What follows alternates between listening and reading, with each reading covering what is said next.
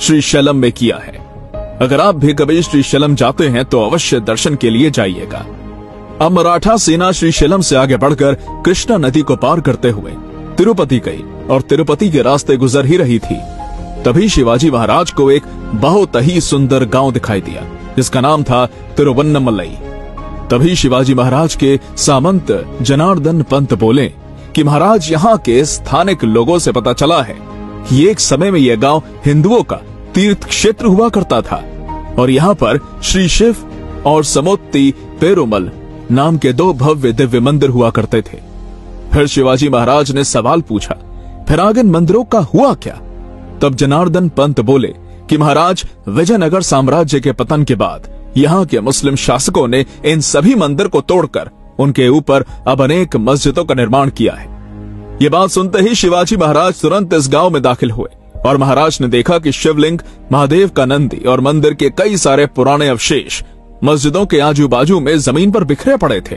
ये सभी दृश्य देखकर शिवाजी महाराज अत्यंत संतप्त हुए और कहा कि मजहब के नाम पर यहाँ कितना अधर्मिक कृत्य चल रहा है। महाराज ने तुरंत सरसेनापति हम्बीर राव मोहिते को इन सभी मस्जिदों को गिराने का आदेश दिया। इस बात पर जनार्दन पंत बोले कि महाराज, इससे मुस्लिमों के भावनाओं को दुख पहुंचेगा। इस बात का जवाब देते हुए छत्रपति शिवाजी महाराज बोले कि इस मंदिर को बनाने में कितने शिल्पकार कलाकारों ने दिन रात एक की होगी, और जब हमारे हिंदू मंदिरों को तोड़ा जा रहा था तब किसी ने ये नहीं सोचा कि इससे हमारे हिंदुओं के भावनाओं को कितनी ठेस पहुंचेगी। अगर हमारे पवित्र जगहों पर, हमारे राज्य में अगर किसी ने ऐसा करने की कोशिश की तो उसकी खैर नहीं। इसके बाद छत्रपति शिवाजी महाराज के आदेश पर तुरंत इन मस्जिदों को यहाँ से हटाकर भगवान महादेव के मंदिर का फिर से निर्माण किया गया और हजारों गौ माता के दूध से शिवलिंग पर अभिषेक किया और इस मंदिर में फिर से ज्योतिर्लिंग की पुनर्प्रतिष्ठा की। इससे हमें छत्रपति शिवाजी महाराज की धर्म के प्रति निष्ठा और प्रेम भावना दिखाई पड़ती है। इस प्रकार मराठा शासन काल में इस मंदिर का वैभव फिर से लौट आया। मराठा सेना तिरुवन्नमलई से मद्रास में दाखिल हुई। मद्रास यानी आज के तमिलनाडु का चेन्नई शहर। चेन्नई शहर में एक बहुत ही खूबसूरत और शानदार मंदिर है जिसका नाम है काली कम्बलम, जो देवी महाकाली को समर्पित है।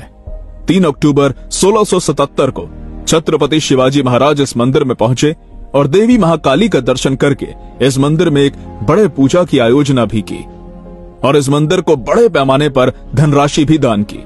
इस मंदिर के शिलालेख में छत्रपति शिवाजी महाराज का दक्षिण दिग्विजय का वर्णन हमें देखने को मिलता है। उस समय पूरे दक्खन में किसी सल्तनत में हिम्मत नहीं थी कि जो छत्रपति शिवाजी महाराज से टक्कर ले सके और उत्तर भारत का बादशाह औरंगजेब इसी आशा में जीता रहा कि एक दिन अल्लाह हमें जरूर कामयाब करेगा। पर मराठों के हाथों बार बार पराजय होने के दुख में औरंगजेब की मृत्यु हो गई और हिंदुस्तान को काबीज करने का सपना ही रह गया। और इस प्रकार आज हमने छत्रपति शिवाजी महाराज के दक्षिण दिग्विजय में किए गए हिंदू मंदिरों को जीर्णोद्धार और पुनर्निर्माण के बारे में जानकारी प्राप्त की।